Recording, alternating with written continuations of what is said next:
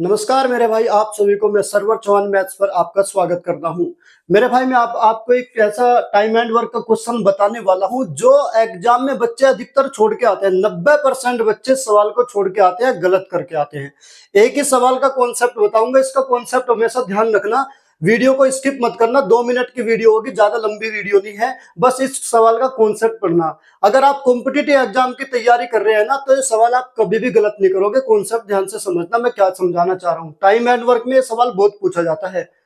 सवाल में ये कहा कि ए और बी एक साथ काम करने पर किसी कार्य को डी दिनों में पूरा कर सकते हैं। अकेले ए वह काम करने में डी से 8 दिन अधिक लेता है और बी कार्य पूरा करने में डी से 18 दिन अधिक लगाता है। ए 4 दिन काम करता है, शेष कार्य अकेले बी कितने दिनों में करेगा। मेरे भाई अब यहाँ हमें डी की वैल्यू नहीं पता, हमें यहाँ डी की वैल्यू नहीं पता, हम डी की वैल्यू निकालेंगे। सबसे पहले ध्यान से समझना मैं क्या कॉन्सेप्ट बता रहा हूँ। डी की वैल्यू हम कैसे निकालेंगे जरा देखिए। जो दिया है ना, ए कितना दिन ज्यादा लेता है, 8 दिन ज्यादा लेता है, और बी कितना दिन ज्यादा लेता है, 18 दिन ज्यादा लेता है। तो आप डी की वैल्यू कैसे निकालेंगे, 8 और 18 का वर्गमूल ले लीजिए, मल्टीप्लाई में वर्गमूल ले लेंगे गुणा करके। 18 × 144, 144 का वर्गमूल कितना होता है, 12 होता है। तो डी की वैल्यू कितना आ जाएगी मेरे भाई, डी की वैल्यू आ जाएगी 12। अब डी की वैल्यू 12 आ जाएगी।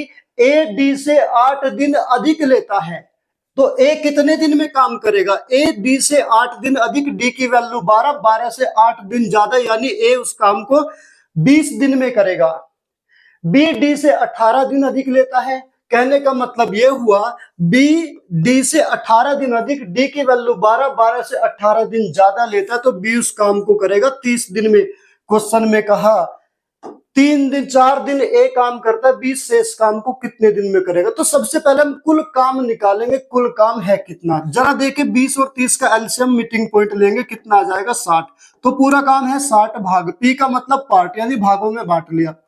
ए एक दिन में कितना करेगा, 20 या 60, 3 भाग करेगा, और बी 30 दूनी 60, 2 भाग करेगा।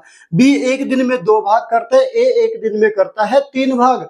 उसने कहा ए 4 दिन काम करता है, तो जब ए एक दिन में 3 भाग करता है, 4 दिन काम करेगा, तो 3 चौक 12 भाग काम समाप्त कर देगा। ए ने 12 भाग काम समाप्त कर दिया।